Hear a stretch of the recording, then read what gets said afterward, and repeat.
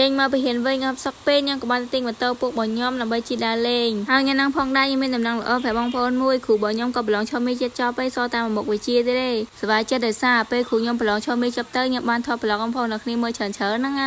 ខ្ញុំភ្លេចប្រាប់បងប្អូននៅចិត្តសាលាហ៊ានបងញោមគេលេងអាខោនលុបលទ្ធផលតែគេលេងពី3ថ្ងៃតែញោមបានមកសោះ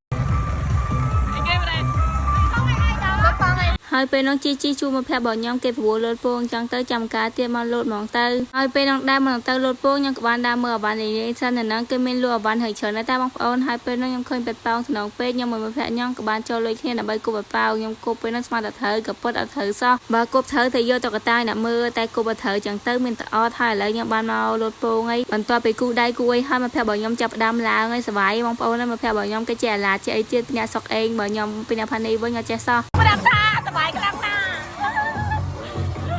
สบายណាបងប្អូនអើយសบายណាបើចង់ដឹងថាសบายមិនសบายមកលេងណែមកហើយពេលនោះលូតជួបហ្វេនហើយ idol ឡើងពេញហ្នឹងបន្ទាប់ពីលូតចប់ហើយខ្ញុំក៏បានដើរលេងមើលគេមើលឯងមកធួសិនមួយមកប្រាប់បងខ្ញុំអីហ្នឹងហើយ account ពេលនោះគេមិនទាន់លេងគេលេងយកបានគេលេងតែខ្ញុំជឿចាំមើល account ហ្នឹងចឹងទៅខ្ញុំក៏បានមកទិញឲ្យហូបសិនសូមណែនាំជាមួយនឹងស្រីសធម្មជាតិទៀតហើយបងប្អូនចង់បានស្បែកភ្លឺថ្លាសចេញពីខាងក្នុងងាយមកប្រើជាមួយនឹងស្រីស្រស់បានធានាថាបានប្រើហើយពិតជាឃើញផលពិតហ្មង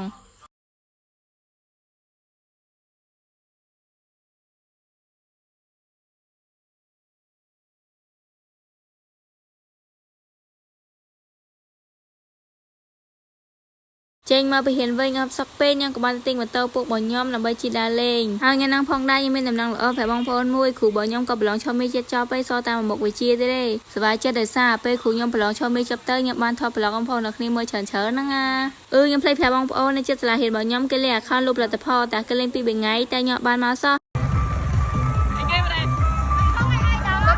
ហើយពេលនោះជីជួមកប្រាប់បងញោមគេប្រវល់លោតពងចឹងទៅចាំការទៀតមកលោតហ្មងទៅហើយពេលនោះដែរមកទៅលោតពងខ្ញុំក៏បានដើរមើលអវ៉ាន់នេះសិននៅគេមានលក់អវ៉ាន់ហើយច្រើនតែបងប្អូនហើយពេលនោះខ្ញុំឃើញពេតប៉ោងថ្នងពេកខ្ញុំមកប្រាប់ញោមក៏បានចូលលុយគ្នាដើម្បីគប់ប៉ោងខ្ញុំគប់ពេលនោះស្មានតែត្រូវក៏ពុតអត់ត្រូវសោះបើគប់ត្រូវទៅយកទៅកតាយអ្នកមើលតែគប់អត់ត្រូវចឹងទៅមានតែអត់ហើយឥឡូវខ្ញុំបានមកលោតពងអីបន្ទាប់ពីគូដៃគូអីហើយមកប្រាប់បងញោមចាប់ដើមឡើងហើយសប្បាយបងប្អូនមកប្រាប់បងញោមគេចេះអាឡាចេះអីទៀតពីអ្នកសុកអេងបើញោមពីអ្នកផានីវិញអត់ចេះសោះប្រាប់ថាសប្បាយខ្លាំងណាស់